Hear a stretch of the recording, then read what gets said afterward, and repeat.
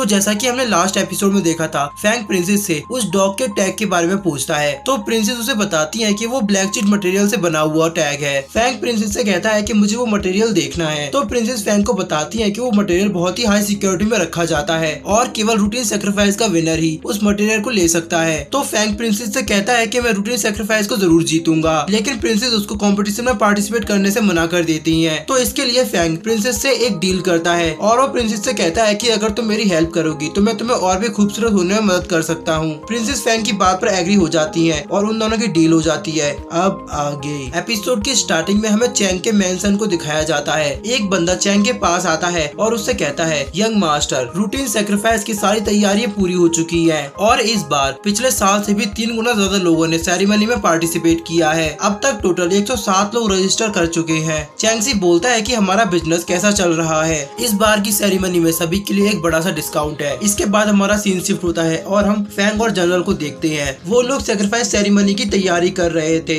General Fang से कहते हैं कि तुम मुझे हिट करो। तो फैंग जनरल से कहता है कि मेरा अटैक कोई मजाक नहीं है, संभल कर रहना। इसके बाद fang body weapon style technique से जनरल पर अटैक करता है। तभी जनरल यहाँ पर अपने डिफेंस टेक्निक का इस्तेमाल करते हैं, जिसके बाद उनके सामने एक स्पिरिचुअल फर्नेस आ जाता है। जैसे ही फैंग उस फर्नेस पर अटैक करता है तो वो फर्नेस फैंग को दूर ढकेल देता है। फैंग अपनी बॉडी को देखता है और वो कहता है कि इससे मुझे बहुत तेज चोट लगी है, लेकिन मेरा बिल्कुल भी ब्लड नहीं निकला। जनरल फैंग के पास आते हैं और उसे बताते हैं कि ये डिंग सेंट्रिक है, ये एक डिफेंस मूव है, इसका इस्तेमाल करने पर ये तुम्हारे अपोनेंट को इंटरनल इंजरी देता है। फैंग कहता है कि ये तो बहुत हार्ड है। फैंग जनरल को अपना हाथ दिखाता है और कहता है कि मेरी हड्डी में बहुत तेज शॉक लगा है। तो जनरल फैंग से कहते हैं कि तुम काफी यंग हो, इसीलिए तुम जल्दी रिकवर कर लोगे, तो ज्यादा परेशान मत हो। तो फैंग जनरल से बोलता है कि ये बहुत दर्द दे रहा है। जनरल फैंग को बताते हैं कि तुम्हें इस ट्रिक को सीखना होगा। तुम इस ट्रिक का इस्तेमाल करके बिना किसी वेपन के भी अपने दुश्मनों को हरा सकते हो। इसके बाद जनरल फैंग को उस ट्रिक का एक डेमो दिखाते हैं, जिसमें वो बहुत सारे लोगों को बिना किसी वेपन के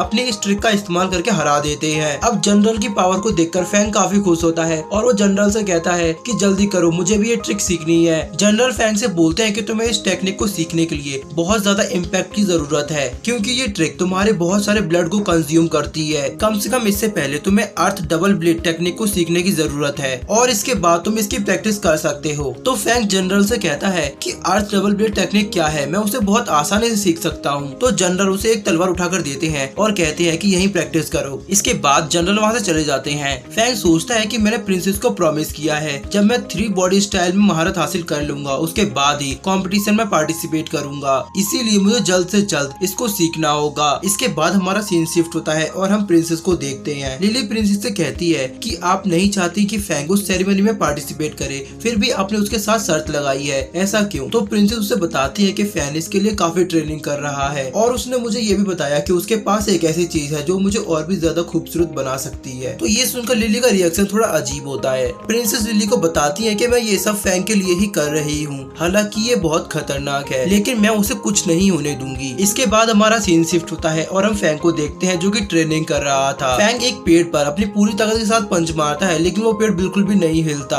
फैंग अपने ब्रेसलेट को देखता है और वो कहता है कि मैं काफी देर से ट्रेनिंग कर रहा हूँ, लेकिन कुछ भी नहीं हो रहा। तभी उसे जनरल की बात याद आती है। जनरल फैंग से कहते हैं, सेरेमनी में जाने से पहले कम से कम तुम्हें अपने ब्लड को सेकंड स्टेज तक ले जाना होगा। इसके बाद हमारा सीन शिफ्ट होता है और हम फिर से लिली को देखते हैं। यहाँ प्रिंसेस लिली को बताती हैं कि ये सब प्रिंसेस की चाल है। उन्होंने जानबूझकर जनरल से कहा था कि वो फैंग को एक कठिन सी टेक्निक बताए जो वो आसानी से नहीं सीख सकता। अब लिली प्रिंसेस से बोलती है कि ये तो बहुत अच्छा है, लेकिन अगर सच में फैंग ने उस टेक्निक को सीख लिया तो क्या होगा? इसके बाद हम फिर से फैंग को देखते हैं जो ग्राउंड डबल लॉक टेक्निक की प्रैक्टिस कर रहा था। तभी फैंग अपने हाथ को देखता है और वो सोचता है कि मुझे नहीं पता मेरी हड्डियां कितना प्रेशर झेल सकती हैं। इसके बाद फैंग एक बड़े से पत्थर को उठाता है और हवा में उछाल देता है। फैंग उस बड़े पत्थर को अपने ऊपर गिराकर अपने हड्डियों की मजबूती चेक करना चाहता था, लेकिन तभी लिली उसके लिए खाना लेकर आती है। लिली प्रिंसेस से बोलती है कि देखिए ये क्या कर रहा है। प्रिंसेस फैंग को देखती है और उससे कहती है कि अगर ये पत्थर तुम्हारे ऊपर गिरा तो तुम्हारी हड्डियां चकनाचूर हो जाएंगी। अब प्रिंसेस की बात सुनकर फैंग काफी डर जाता है और जैसे ही पत्थर उस पर गिरने वाला था वो साइड हो जाता है और बच जाता है। अब फैंग प्रिंसेस से कहता है कि तुम मुझे परेशान क्यों कर रही हो? तो प्रिंसेस फैंग से कहती है कि तुम्हें मेरा शुक्रिया अदा करना चाहिए जो तुम बच गए। भले ही तुम्हारी बॉडी में ताइस हुई है, लेकिन वो तुम्हारी जान जाने से नहीं बचा सकता। फैंग प्रिंसेस से कहता है कि आपको नहीं पता, मुझे ग्राउंड डबल लॉक टेक्निक को सीखना है। तो प्रिंसेस फैंग से कहती है कि तुम्हारे पास चीटी की पावर है, इसीलिए तुम्हें उसे सीखने में 3 या 5 साल लग सकते हैं। अब प्रिंसेस की बात से फैंग नाराज हो जाता है। उसको देखकर प्रिंसेस हंसती है और वो लिली को खाना निकालने का इशारा करती है। लिली टिफिन के सारे खाने को फैंग के सामने रख देती है। प्रिंसेस फैंग से कहती है कि मैं तुम्हारे लिए सारा खाना स्पेशली बनवाया है। फैंग खाने को देखता है तो वो काफी खुश हो जाता है और जल्दी जल्दी करके खाना खाने लगता है। प्रिंसेस फैंग से पूछती है तुम्हें खाना का टेस्ट कैसा लगा, क्या वो अच्छा है? तो फैंग कहता है अच्छा, ये तो बहुत अच्छा है, और वो जल्दी जल्दी करके खाना खाने लगता है। प्रिंसेस फैंग से बोलती है कि अगर तुम इस तरह का खाना रोज खाना चाहते हो तो तुम ये प्रैक्टिस करना छोड़ दो। तो ये सुनकर फैंग के गले में खाना फंस जाता है, लेकिन फैंग खुद को संभाल लेता है। जिसके बाद फैंग प्रिंसेस से कहता है कि बिल्कुल नहीं। अब ये सुनकर प्रिंसेस को भी गुस्सा आता है और वो लिली से बोलती है कि ये सारा खाना वापस ले जाओ। तो लिली प्रिंसेस को खाली बॉक्सेस दिखाती है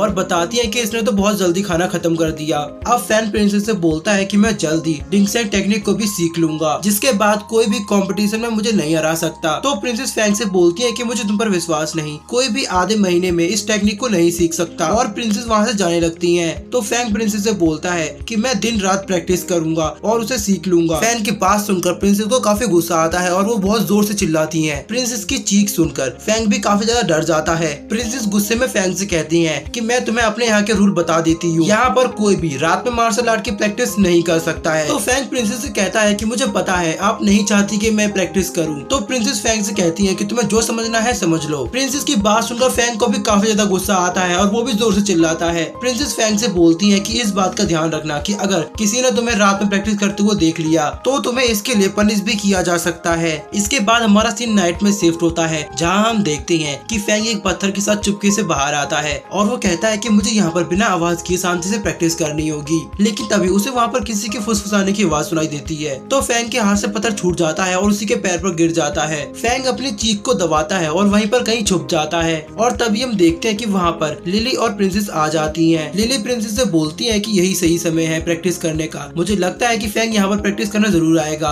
और तभी मैं उसे पकड़ लूंगी। यहाँ लिली को काफी ज्यादा ठंड लग रही थी, वहीं दूसरी तरफ फैंग उन लोगों को एक पेड़ के ऊपर से देख रहा था। और इसी के साथ हमारा आज का ये एपिसोड यही है।